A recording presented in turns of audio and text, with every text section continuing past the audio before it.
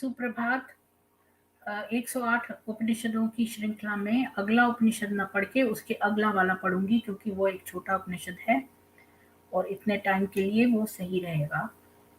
तो वो उपनिषद है रुद्र हृदयो उपनिषद। तो आपके साथ शेयर करती हूँ ये लघु उपनिषद रुद्र हृदयो उपनिषद। ओम सह नाववतु। ओम शांति शांति शांति।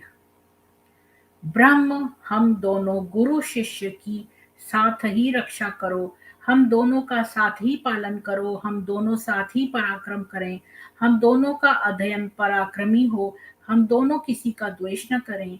ओम शांति शांति शांति।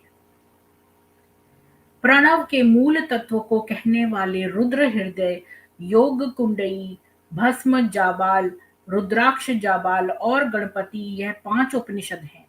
इन्हें ब्रह्म ज्ञान से संबंधित अग्निहोत्र के पंच महामंत्र कहा गया है तथा यही श्रुति के पंच महावाक्य माने गए हैं।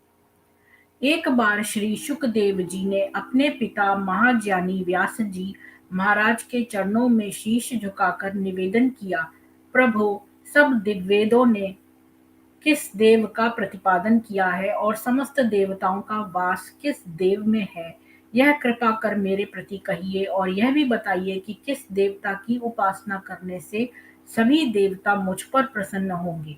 ऐसा प्रश्न सुनकर तत्वज्ञानी व्यास जी ने कहा, हे पुत्र, भगवान रुद्र में सब देवता निवास करते हैं। रुद्र भगवान के दक्षिण पार्श्व में सूर्य, ब्रह्मा एवं गार्हपत्य दक्षिणादि तीनों अग्नियों की स्थिति है। वाम पार्श्व में उमा, विष्णु और सोम स्थित हैं।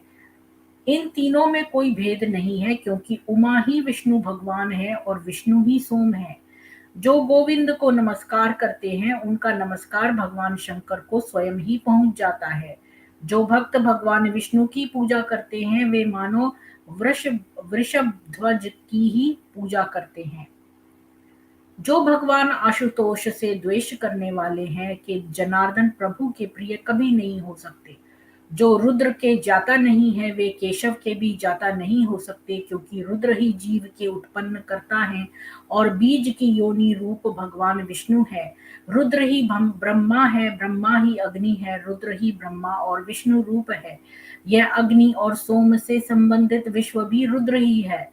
सृष्टि में जितने प्राणी पुल्लिंग रूप से हैं वे सभी रुद्र हैं तथा स्त्रीलिंगात्मक समस्त देहधारी हैं ये उमा है। इस प्रकार भंगम रूप यह संपूर्ण सृष्टि रुद्र और उमा रूप है।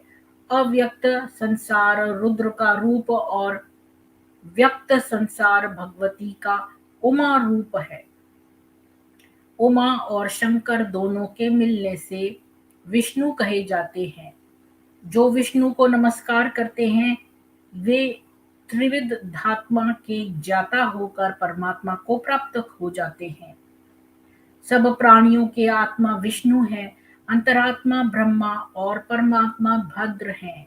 इस लोकमय रूप वृक्ष की शाखाएं पृथ्वी पर फैली हुई हैं।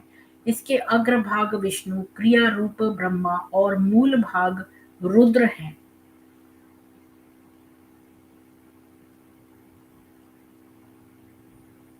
जब कार्य रूप विष्णु, क्रिया रूप ब्रह्मा और कारण रूप रुद्र हैं।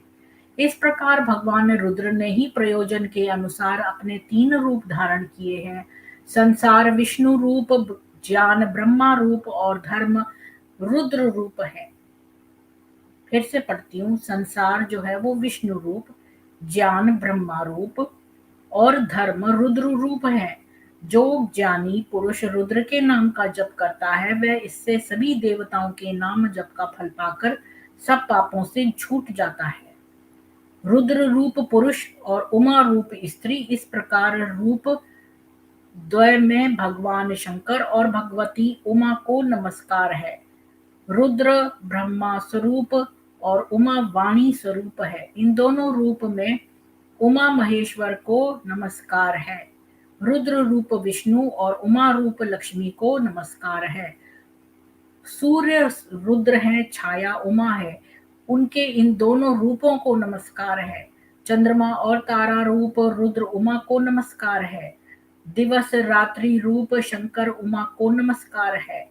यज्ञ और वेदी रूप शिव और उमा को नमस्कार है। वेद शास्त्र रूप शंकर और उमा को नमस्कार है।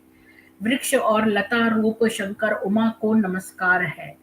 अर्थ और अक्षर रूप शिव उमा को नमस्कार है। लिंग और पीठ रूप शंकर उमा को नमस्कार है। इस प्रकार इन वेदात्मक रुद्र और उमा को पृथक पृथक नमस्कार करना चाहिए। मैं भी इन मंत्रों द्वारा शिव उमा को नमस्कार किया करता हूँ। जहाँ भी जिस स्थिति में रहना हो वहीं इस अर्धाली युक्त मंत्र का जप करता रहे। जिसने ब्रह्म हत्या की हो वह भी यदि जल में प्रविष्ट होकर इस मंत्र को जपे तो सभी पापों से छूट जाता है। हे शुक, जो सनातन परम ब्रह्म सबका अधिष्ठान मन और वाणी से अगोचर और सच्चिदानंद घन स्वरूप है, उसे जो भले प्रकार जान लेता है वह संपूर्ण रहस्य का ज्ञाता हो जाता है, क्योंकि उस ब्रह्म से भिन्न कुछ भी नहीं है। यह सब उसी का स्वरूप है। परा और अपरा नाम की दो विद्याएं हैं। ये साधक के लिए जातव्य है। ऋक यजु साम अथर्व यह चारों वेद शिक्षा कल्प छंद निरुक्त छांद व्याकरण और ज्योतिष यह अपना है। इसमें आत्म विषय के अतिरिक्त अन्य सब प्रकार का बौद्धिक ज्ञान भरा हुआ है, परंतु जिसके द्वारा आत्म ज्ञान होता है वह पर विद्या है। वही परम अविनाशी आत्म तत्व है। वह दिखाई नहीं पड़ता, न ग्रहण किया जा सकता है। उसका नाम रूप व गोत्रादि कुछ नहीं है। उसके न नेत्र हैं, न कान हाथ पांव भी नहीं है। वह विषयों से परे नित्य विभू सूक्ष्माति सूक्ष्म होने से सर्वगत और निर्विकार है। वह सब भूतों का आश्रय स्थान है। ज्ञानी पुरुष उस परमात्मा का अपने ही आत्मा में दर्शन करते हैं। ब्रह्म से ही भोक्ता एवं अन्य रूप युक्त यह विश्व प्रकट होता है। वह ब्रह्म सर्वत्र एवं सब विद्याओं का आश्रय स्थान है। उसका तप ज्ञान ही है। सत्य के समान दिखाई पड़ने वाला यह विश्व रस्सी में सर्प के आभास के समान ही ब्रह्म में स्थित है। यह विश्व असत्य है, परंतु ब्रह्म अविनाशी एवं सत्य है। इस प्रकार जानने वाला पुरुष मोक्ष को प्राप्त हो जाता है। कर्म से संसार की पाश नहीं कटती, वह तो ज्ञान से ही छिन्न भिन्न होती है। इसलिए मुक्ति काम में पुरुष को अपने ब्रह्मनिष्ठ एवं क्षोत्रिय गुरु की शरण लेनी चाहिए। वह गुरु उसे आत्मा और ब्रह्म के एक होने का ज्ञान कराने वाली पर विद्या सिखावे। गुहा में अलक्षित उस अविनाशी ब्रह्म से जो पुरुष साक्षात कर लेता है, उसके अविद्या रूपी बंधन तो कट जाते हैं और फिर वह पुराण पुरुष शिव के समीप जाता है। अमृत रूप सत्य मोक्ष की कामना वाले साधकों के लिए जातव्य है। ब्रह्म रूप लक्ष्य के लिए प्रणव धनुष रूप और आत्मा बाण के समान है। उसे बींधने के लिए आलस्य का त्याग आवश्यकीय कार्य है। उस ब्रह्म में भी उसी प्रकार तन्मय हो जाना चाहिए जैसे लक्ष्य को बींधने के लिए बाण क्रियारत होता है। ब्रह्म रूप लक्ष्य संवंगत है। आत्मा सर्वतोमुख है, परंतु यदि साधक भी सर्वगत हो तो शिव रूप लक्ष्य की प्राप्ति निस्संदेह होती है। जिस परमात्मा के परम धाम में चंद्र सूर्य नहीं होते, जहाँ वायु तथा अन्य देवगण भी नहीं पहुंच पाते, वहीं परमात्मा साधक द्वारा चिंतन किए जाने पर अपने निर्मल और निर्गुण रूप से प्रकाशमान होते हैं। यह शरीर रूपी वृक्ष जीव और ईश्वर रूप दो पक्षियों को निवास देने वाला है। इनमें जीव रूप पक्षी स्वीकृत कर्मों का फल भोगता है, परंतु ईश्वर उसके कर्म फल भोग के साक्षी स्वरूप प्रकाशित रहता है। वह कर्म का फल नहीं भोगता। माया के द्वारा ही जीव और ईश्वर के भेद की कल्पना हुई है। यथार्थ में तो चिन्मय जीव स्वयं ही साक्षात ईश्वर है। जीव और ईश्वर में चित्त रूप उपाधि संबंधी आकार भेद के कारण यह विभक्ति परिलक्षित होती है। वास्तव में उनमें कोई भिन्नता नहीं है। यदि यथार्थ में ही भेद हो तो दोनों का यह चित्त स्वरूप ही नष्ट हो जाएगा। चित्त से चित्त का भेद कल्पित किया जाना जड़ रूप उपाधि से हुआ है। चिदाकारता से कोई भेद नहीं हो सकता है। भेद दृष्टि ही जड़ता से उत्पन्न होती है। चित्त की एकता युक्ति और प्रमाण दोनों के द्वारा ही परिपुष्ट है। अतः चित्त की एकता का ज्ञान हो जाने पर मनुष्य मोह और शोक से मुक्त हो जाता है और अद्वैत परमानंद रूप शिवत्व की उसे प्राप्ति होती है। यह चिद्घन स्वरूप परमात्मा संपूर्ण विश्व का परम आश्रय है। ऋषि गण परमात्मा में ही है ऐसा मानकर शोक से छूट जाते हैं। जिन मनुष्यों के दोष नष्ट हो गए हैं वे ही उस सर्वसाक्षी और स्वयं ज्योति रूप परब्रह्म के दर्शन प्राप्त कर सकते हैं। माया के जाल में फंसे हुए जीव उसे नहीं देख सकते हैं। जो सिद्ध पुरुष आत्मा के स्वरूप का ऐसा ज्ञान प्राप्त कर चुके हैं वे पूर्णता को प्राप्त पुरुष कहीं आते जाते नहीं। जैसे परिपूर्ण आकाश कहीं जाता नहीं वैसे ही आत्म तत्व का ज्ञाता महात्मा भी कहीं नहीं जाता है। जो उस पर ब्रह्म का जाता है वह सच्चिदानंद रूप न स्थित होकर स्वयं ब्रह्म हो जाता है।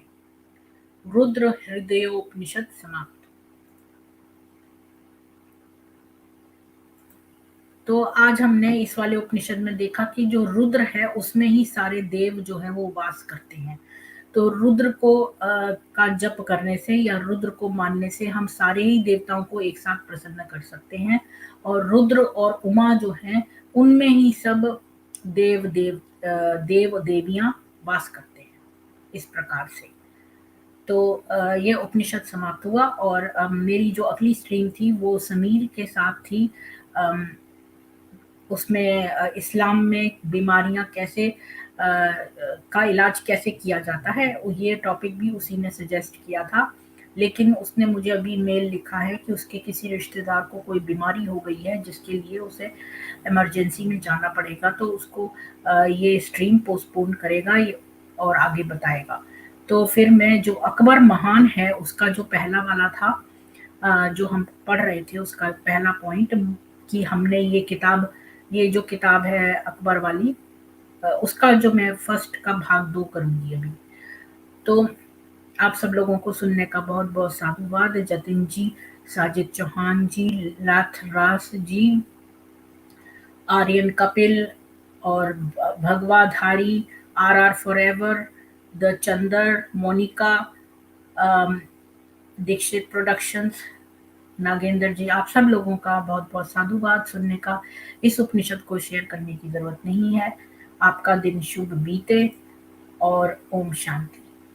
तो अगली स्ट्रीम जो है वो मेरी 8 बजे रात को होगी और उसमें मैं अकबर महान का पार्ट 2 करूँगी।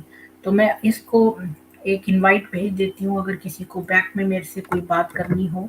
कोई पूछ रहा था आप स्ट्रीम देते ही बंद क्यों कर देती हैं? वो इसलिए कि मैं बैक में अगर कोई बात करना चाहे तो आके बात कर सकता है। ये बैक स्टेज के बातचीत के लिए है। तो एक मैं उनको देख रही हूँ साजिद चौहान जी को।